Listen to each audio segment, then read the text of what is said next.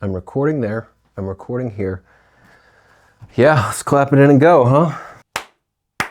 Hey gang, welcome to episode 2 of Open Path. My name is Chad Whitacre, and we're here to talk about open source and the open source pledge. Episode 1 was a little weird.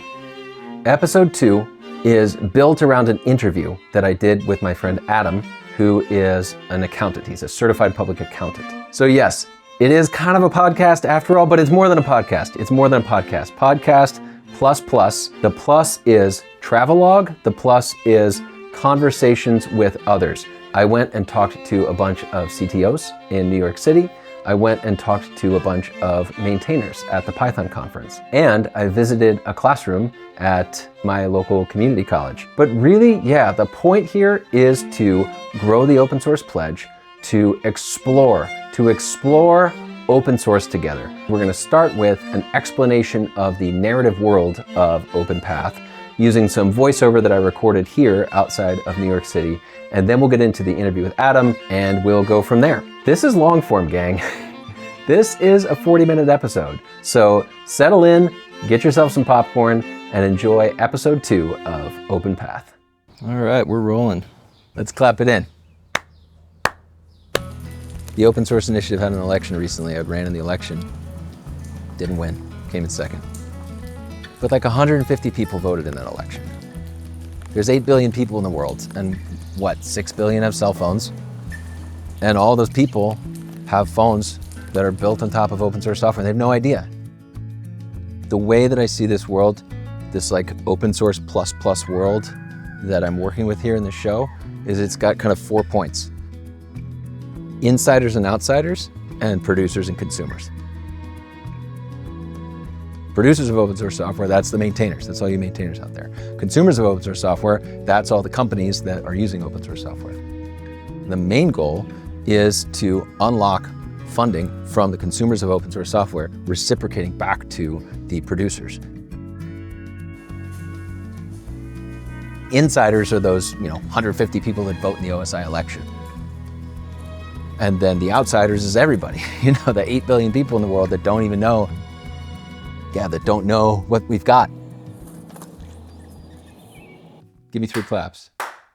Who do you want me to be? Yourself, man. Okay. Hi, Adam. Hi, Chad. Man, I'm some starry. Funny you should ask. For the love of open source. Man, I love open source. What do you know about open source? So it used to be fun to hate Bill Gates. When you're on Slashdot, you would scroll through the articles and the icon of Bill Gates would have the little droid thing on Oh my goodness, yeah. On his Terminator? Was that a Terminator reference? On the subject of Spaceballs, you used to spell Microsoft with the $, right? And they were so evil. So I think when I was more into open source, it was easier because there was a clear bad guy. I'm drinking more Starry than I probably should. Adam, what's your story? Where'd you go to school? Let me see if I can guess, because I'm sure you've told me this before. He doesn't know. You went to school west of the Mississippi. No, wait, east of the Mississippi, the other one.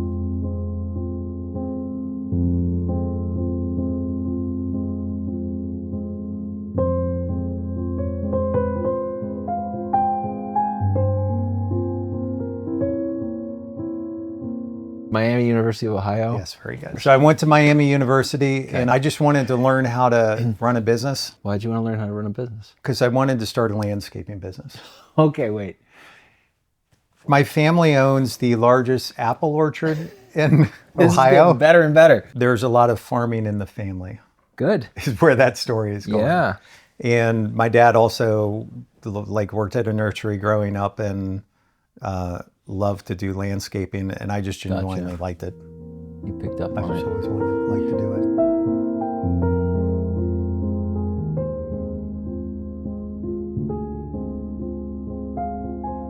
A good day in the spring for me was I would take everything out the compost pile. Yeah. I would put it on top of the little raised bed garden that we had, and I would spend an hour or two turning it all over with a shovel. This is great. I'm learning so much about you. You know compost is ready when it smells rich and it smells like it wants to nourish some plants. Like it just smells right. Have you ever tried open source composting?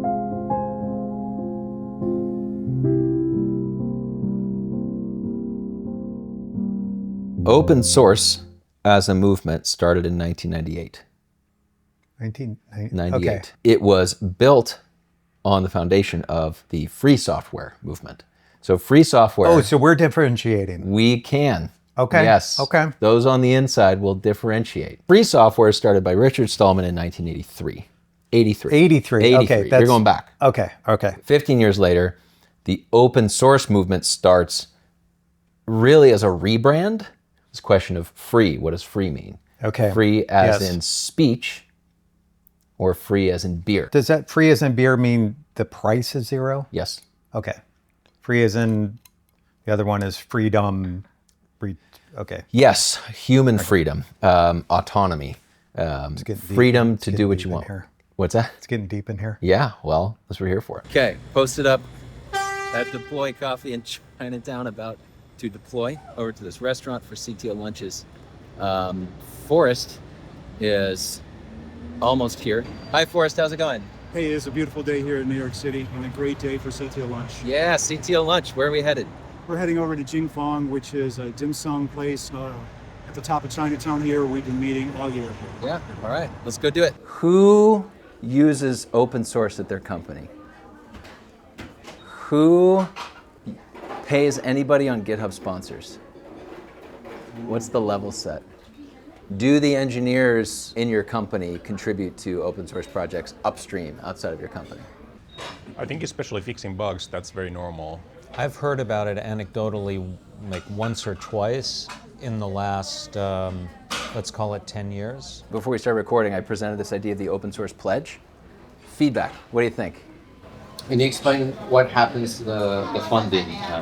Where does that funding go? Every company decides for themselves which foundations they're going to support, or there's platforms. The big three platforms are GitHub sponsors, Open Collective, if anyone's heard of that, and then there's a newer one called Thanks.dev. Thanks.dev has an algorithm for this. There's an algorithm for it, of course.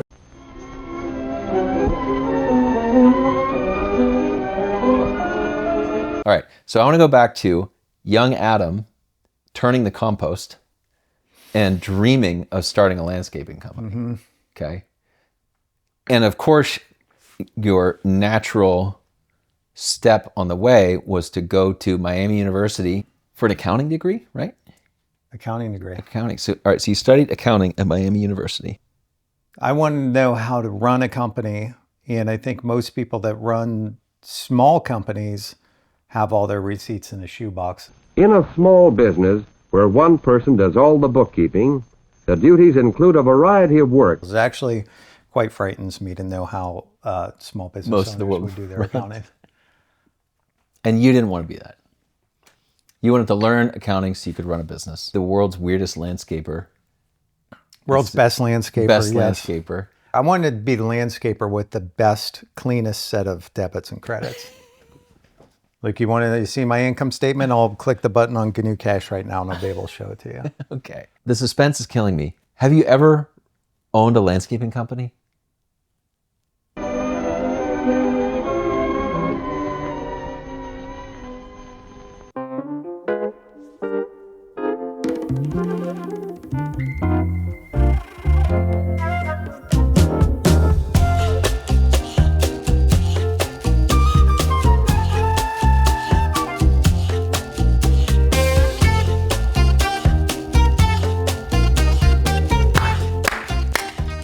Nick.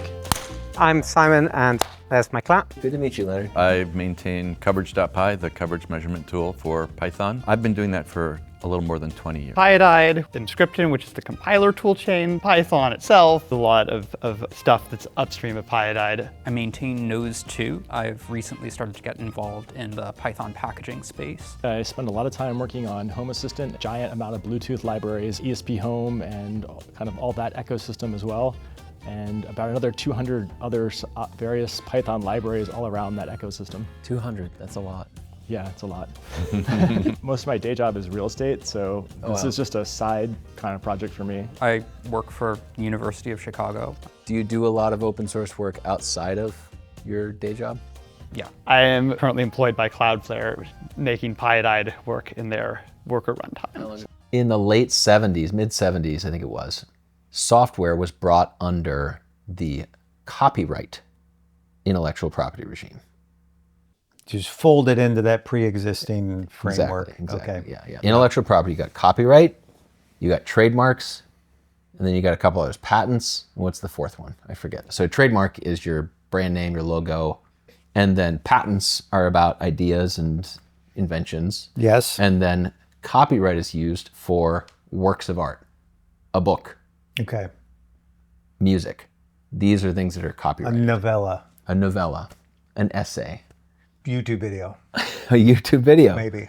Absolutely. Okay. Yeah. So when you have a copyrighted work, what you do is you give other people the rights to do things with it via a license. A license is a legal instrument that you use to give somebody else the right to do stuff with your copyrighted work. Okay. Never thought of it that way. Yeah. That's part Right? of what it is. Okay. Has anyone experienced burnout on their open source project? Leonard? Leonard gave a talk about that at Maintainer Summit last year here at PyCon. Is there a role for money in that conversation, in that burnout experience? There is, because a big contributing factor to the burnout was the things that I was doing to earn money. Mm-hmm. So if those needs had been met some other way, then the stress would have been a lot less. Yeah, so licensing is the way that we share our creative works with the world. Licenses express things like, you're allowed to use this, but only for non-commercial purposes. You're allowed to use this, but you have to pay me $100 first, right? So there's these restrictions that are placed on the permission that we give people to reuse things. Open source is part of that framework. Okay. And it's very permissive. So the simplest open source licenses, well, you saw that Beerware one. As long as you retain this notice, you can do whatever you want with this stuff. If we meet someday and you think this stuff is worth it, you can buy me a beer in return. You can buy me a beer in return? To me, the Beerware license is the quintessential open source license. Okay. Because of the spirit of invitation. A gift carries with it an invitation to reciprocate. All right, I'm with you. Yeah? Yeah. You know? Yeah. This is what I'm talking to you, okay? Yeah. What I'm yeah. bringing is open source is a gift economy. Okay, yes. I think maintainership has some work that is, inherently complex and difficult. And then there's things that are just tedious and in a better world would not be problems of maintainership. Probably 20 to 30% of my time in the open source space is just helping people raise money so they can fund their project. So I get some money, and it has not been difficult to get that amount of money because there are services like GitHub Sponsors or TideLift or Thanks.dev. The question is, how do you get people to go to those places and put money into them? Right. Part of the problem is that we go into open source with this sort of gift economy ethos. Yeah. I'm doing it because I love it and I love that people use my stuff. Yeah. And it gives me pleasure to see that people use my stuff. Yeah. Partly we love that it is free, but then we wish it weren't just free. This is exactly the problem that I have. I've got GitHub sponsors and I get money for it, but actually turning that into significant income is a lot of work. GitHub Sponsors is set up with levels of sponsorship, and they have a place where you can say, what do you get for each level? Yeah. And I couldn't think of what to put on each level, so the first level is you get to feel good. The next level is you get to feel really good. Yeah, literally, that's what my sponsorship levels say, because I couldn't think of anything else to put in there. There are people who've got really successful with GitHub Sponsors by saying, at the higher tiers, you get access to videos and documentation. But and then things. you have to make videos. And when I create a video documentation, I want to put that out there for free to improve the product. Exactly. I'm not upset about the fact that I don't get financially rewarded for my open source things, because the impact it's had on my career and relationships and my ability to write software is I can write so much software because of all of the open source that's given to me. Yeah. So there is an amazing economy around that. It's just I'd like it if it could also practically support from a financial point of view. That would be the dream. In a previous job, I was in charge of an open source mission. I would talk to dyed-in-the-wool open source people and say, would you consider giving money? And they would say, what do I get for my money? And I'm like, if you're saying, what do I get for my money? How do we go to the real capitalists? All of our companies have received the gift of open source, and the conversation we're having with the pledge is, okay, how do we reciprocate? The invitation is, take this back to your company, talk to your team about it, check us out, opensourcepledge.com. It's kind of like at the end of the meal here, we're all going to settle up and just imagine if this is the whole tech industry here. I would not want to run the tech up. industry the way we settle our restaurant bills. Douglas Adams famously said that the math used to calculate the bill at the end of a meal is the most complicated math in the universe. The engine for the improbability drive of the Heart of Gold spaceship runs a simulation of people having a meal over and over again and then settling up the check. Speaking of that, I actually have to run. How do I pay? Or can I Venmo someone? Or Yeah, when we get the check in, we'll just divide it 14 ways usually. It usually ends up being about 30. Let me just make sure. Infinite improbability drive depends on us. I gotta run, guys. Trying to grab my bag. Yeah. I need to buy cash if not. Cash if not. Yeah. There you go. Beautiful. Oh my God, people are bringing cash. That is wonderful. It also potentially opens up the possibility of gaming the system. I find out there are these ways to get paid. Is this an extra?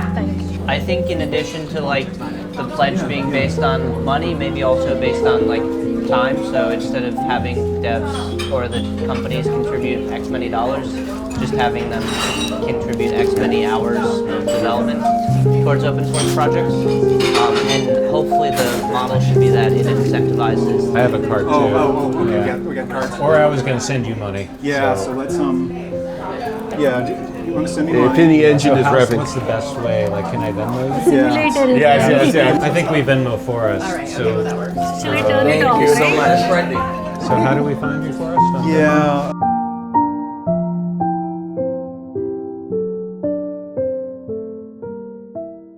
Have you ever owned a landscaping company? Not even close. I've given up the dream. You gave up the dream? I've given up the dream. Adam, the dream is dead. No, man. I don't like hearing that. Here's what no. See, is the dream revivable? Part of the beauty of life, Chad, is that dreams are modular. You can take one out and put one in. I don't lose any sleep over not running. No. Was that a crisis for you at some point when you woke up one day and you're like, I'm not a landscaper? No, to be completely honest. Yeah. I went to Columbus for a family job I didn't see coming, and then got liver cancer. And right. So I was lucky to be alive and lucky to have a job, and then eventually came back here. So, no.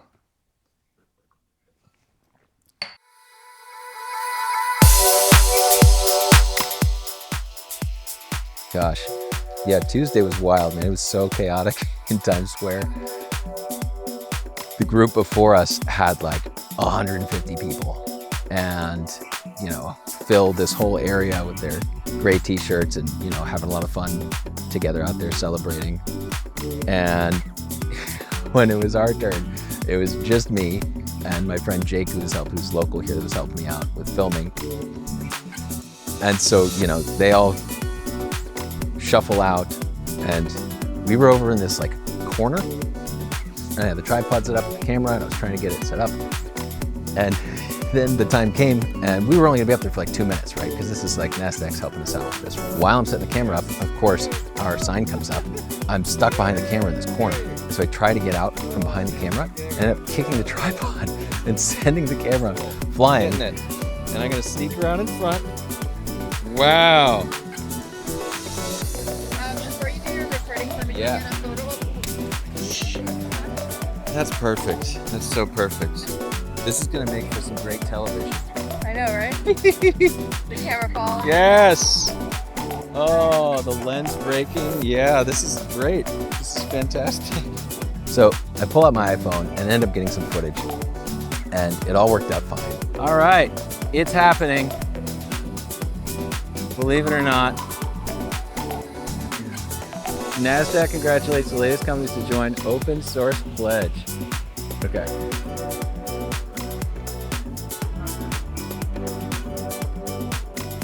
All right, that was it. Fort Pitt. Wow, that was dramatic. It was also just really gray and foggy. I mean, it's beautiful weather today. And yesterday was beautiful, but Tuesday was so gray. It's cold. It's cold. Cold out the window. Yeah, what happened? I was like, Wow. bring our card in if you don't. trying to understand enough of the world of accounting to know even what question I'm trying to ask. Let's come back to this. Yeah. Gift economy, market economy. Open source is a gift economy. Accountants are really good at accounting for market transactions. You see what I'm saying? You see where I'm going with this? Right.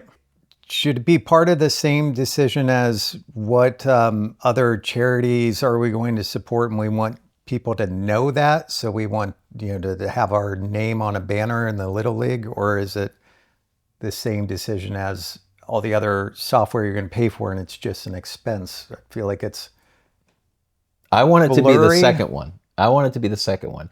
Because in the charity Little League case, we're maybe getting a little bit of marketing exposure from it.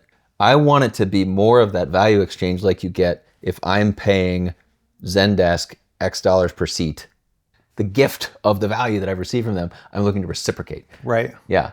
Is that an accounting question or task? What would be the role of the accountant in that kind of Do you want to know where my accounting brain went on that? Yes, absolutely. Okay, so if it's not a charitable contribution, the accountant's just going to be confused. Why? Accountants get confused easily. Okay. Why? Because, well, there's the first question would be, where in the chart of accounts do we have an expense category that's not a charitable contribution and not something that you're contractually obligated to pay? Like, it's typically not a thing that you do. Then really from the accountant's point of view, what would be needed would be an evolution to the chart of accounts, perhaps. Perhaps. Auditing books is just one type of service offered by an accountant, public or private. Another type is devising new or improved bookkeeping systems. Companies often outgrow their old record forms, so they have an accountant study the problem, devise a new system, and supervise its operation until the company employees can carry on alone. What are the high-level parts of the chart of accounts? The fundamental equation in accounting is assets equals liability plus owner's equity. So those are the first three major categories. So those would be the 1,000s, the 2 and the 3. Okay. And then you get into income and expense. Okay. Income and expense. Okay. And those will roll up into equity. Okay. Okay, so within expenses you have, is it general and administrative? Does it support production? Is it a salary? So if you're an accounting firm, let's say this is software that we're doing the books and records on. Mm-hmm. So that's in a direct expense category. And within that, it's one of the lines of software expense. And I'm just looking at that thinking, let's use GNU does it Cash. fit in there? If McClinic and Associates used GNU Cash and chose to pay for it, where would it go? Let's make it real. I mean, that's a great question, right? Well, I think contributions. You still want to make it a charitable contribution? I would think a charitable contribution because it's not. I mean, I don't owe that money. I was never sent a bill. I've signed an agreement for monthly charge. Obviously, that goes into some sort of software expense. But if it's something we just decide to pay because we want to support the software developer,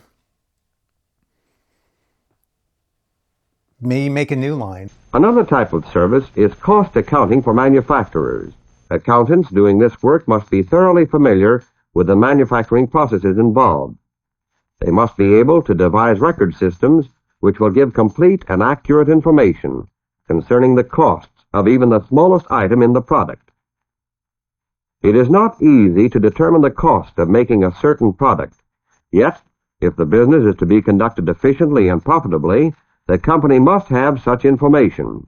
If in your processes you replace QuickBooks with GNU Cash, why would GNU Cash not go in the exact same spot in the chart of accounts? So it could. It is an expense. You're choosing to, but the word choose is what's making this different, right? If you're not required to, typically you want to pay something if you don't have to. That's above the accountant. So that's what the makes decision me to pay is not the accountant's. It's the accounting for it that's the accountant's problem. Yeah. Right? Well, who chooses to buy QuickBooks? It would be the person in charge of the tech budget. Okay. Right. So if the person in charge of the tech budget came to you and said, I'm paying, instead of $10,000 theoretically for QuickBooks, if came to you and said, I'm paying $10,000 for GNU Cash. Yeah. I'd just say, wait, we're not required to pay for that. And I would need to talk to my boss to get the okay on it. If you really want to be theoretical about it, I don't know where it goes because it's not like any of the other ones.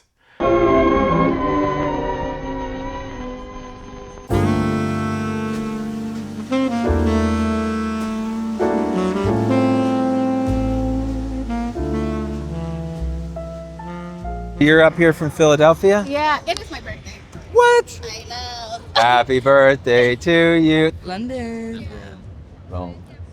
Yeah, I'm from somewhere way more romantic, Pittsburgh, Pennsylvania. Oh, really? I heard all the kids are like holding these up now. This is I like have no idea what it is. Bro, this is funny as hell. When was the last time you were in settings, Tallulah? Today I have Really? no storage, so it's every day. That's trouble. Do you have an iPhone? Yeah. You have Beerware on your phone. Beerware? Did you know that? What's Beerware? Scroll down to General. You're right there, General. General. Scroll down a little bit to Legal. Legal. There it is. Boom. What the fuck? Boom. What do you think? This is crazy. PK at login, don't blah, want to blah, break blah. this file. As long as you retain this notice, you can do whatever you want with this stuff. Keep going. If we meet someday and you think this stuff is worth it, you can buy me a beer in return. What do you think? Did you write that? You have to tell her. All right. Okay, you were gonna show him now? Yeah. My name's Chad. Understand like what we're talking What we're about? talking about. Honestly, This is like, what am I looking at? You can buy me a beer in return. What was the last person you bought a beer for? My friend on Friday because it was his birthday. Yeah. How did you find out about this? Like, why are you interested in this right now? What? What do you think? Did he buy you a beer on your birthday? I can't remember. Okay. Victoria, would you buy him a beer if he was here? No. No? Say Me same and time him drink a too. lot of beers, so Okay. I'm pretty good in this world. If you like IPAs, You got him covered? I got him with IPA. I love it. My birthday is the past 4 or 5 years since COVID. Haven't really been anything special, so Aw, come on. yeah. Well, you got to get back to it, man. You got to have a birthday party for yourself. Do it Bilbo Baggins style and throw the party for everybody else. Yeah. Open source is a gift where people make software and they give it to the world and the world uses it. Apple uses this software and it's like, hey man, if you like my software, buy me a beer. And Apple's like, does not compute. Not to be a downer, but I lost my dad last year Oh, too, dude. so I've been dealing with my dad being terminally ill. I lost my dad 2 years ago. Yeah, sorry. I'm sorry. My dad's in the hospital. He's getting an update. He says getting out today? No, he's getting an update. It's one of those when you're 80 years old and sometimes when you get sick, you don't get well. Sometimes you'll get sicker and end up in the hospital for a few days. It's coming up here and wait, what's today? May The 6th? 22nd for me. Oh my God, mine was May 23rd. I think he's getting back out, so. That's so crazy. Yeah, right. I'm sorry. Oh.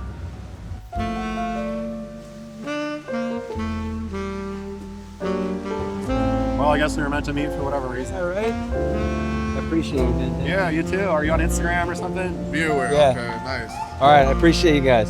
All right, Have a good night. You too, man. All right, we'll see you. And then it was lovely to meet you. Have a great day. Cheers, guys. Peace.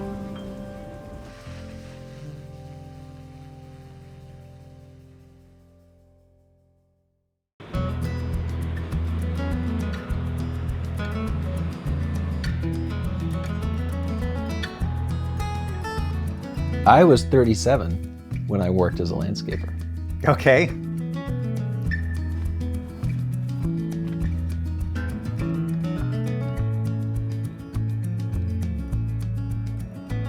That's hard work. Yes. I only did it 1 day a week. Very hard work, okay? 1 day a week. Granted, it is hard work. I did it once a week. And yeah, for the first couple weeks, man, it was like, I was not doing much the next day.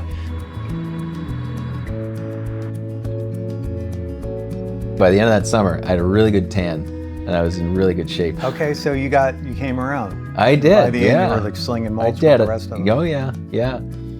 Yeah, so I get you on the landscaping thing. At least someone I know went into landscaping partially, so I could Partially. say my dream was realized, just not by me. Cheers.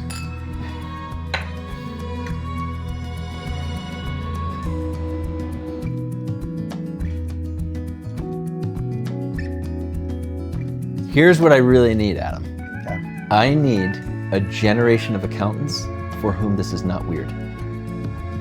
This is good. Try and dial yourself back to Miami University and imagine young Adam dreams of becoming a landscaper, sitting in class and absorbing this knowledge that's just second nature for you now. You know what I mean? Like the mindset that you've got now in which this is weird, dial it back to that like blank slate moment. What class were you sitting in?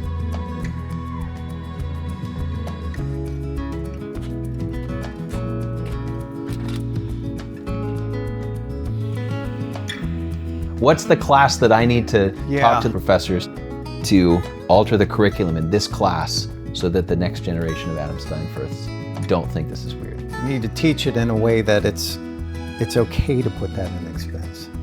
The nature of it is that you're paying for software that you're using. Yeah. That conversation would start in accounting 101. When we think about running a company and the finances of a company, what are some of the basic principles? For it to work, you need to like have some sort of system to keep track of it. Okay. I don't know how else. Like an accounting system? Yeah, an accounting system. Apple and Google are using all of these open source software components to build the software on your phone. Apparently it's also been turned into a bit of an obscure internet meme too. Digital infrastructure project, some random person in Nebraska has been thankfully maintaining since 2003. Yeah. Mohammed, this isn't you, is it? Mohammed Abdullah? Oh, that's not. Okay, different Mohammed, okay. I won't be here. Okay. As long as you retain this notice, you can do whatever you want with this stuff. It's just, that's funny. Would you buy him a beer, Tessa? Yeah. You would? It's not legal, but I probably Maybe in Denmark. What's the drinking age in Denmark? 18. Yeah. Okay. Gift economy. Do you ever hear the phrase gift economy? Yes. Yeah. It's very different because you walk away from that, you have a connection with your friend. I really appreciate it. Got your drink, Kiki? Yes, sorry. What are we drinking? Starry? Does anybody know Starry?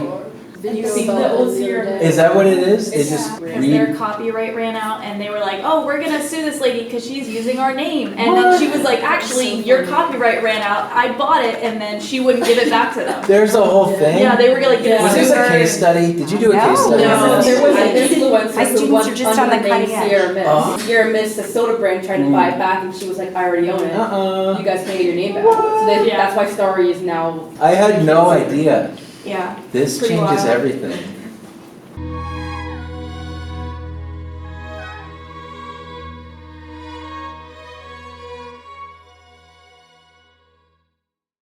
One, two, three. You know, I'm sitting here at Kennywood Amusement Park in Pennsylvania, and I'm thinking about open source. And this whole thing where I'm interviewing everybody about Beerware, right? Like we did that with some of the kids in line at one of the roller coasters. There's a roller coaster over there. Let's get a roller coaster in here. I haven't opened that one yet.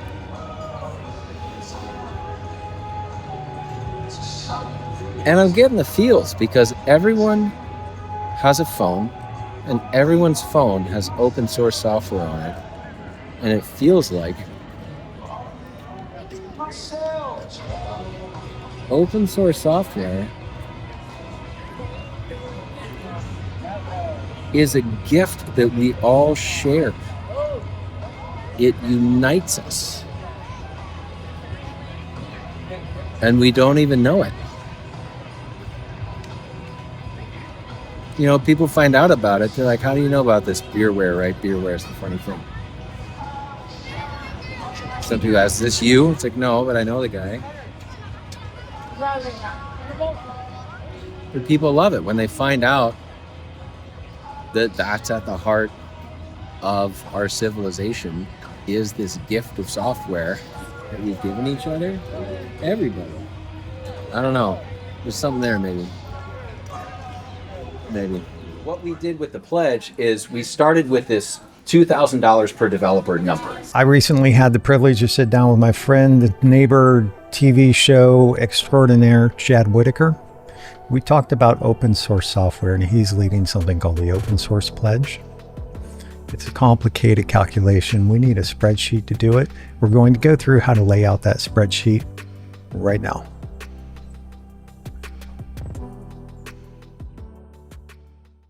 This is the number of full-time equivalent programmers at your company. We'll say we have a pretty big company. We're in software, so we have 12 programmers. The suggested donation amount is $2,000, so we'll type that in. And here we want some sort of formula to multiply two numbers.